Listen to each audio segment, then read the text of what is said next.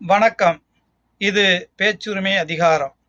அன்பார்ந்த தமிழ் சொந்தங்களே, நடிகை தேவயானி ராஜ்குமார் அவர்களுக்கு இனிய திருமண நல்வாழ்த்துக்கள்.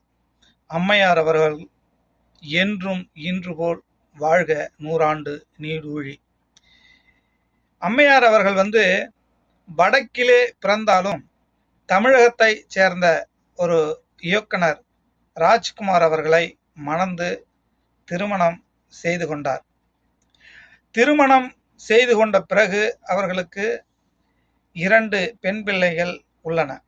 ஆனால் இதுவரையும் எத்தனையோ நடிகர் நடிகைகள் கருத்து வேறுபாடுகளால் பிரிந்தாலும் இதுவரை ராஜ்குமார் அவர்களும் தேவயானி ராஜ்குமார் அவர்களும் இணை பிரியாமல் வாழ்க, பல்லாண்டு பல்லாண்டு வாழ்க வேணும்.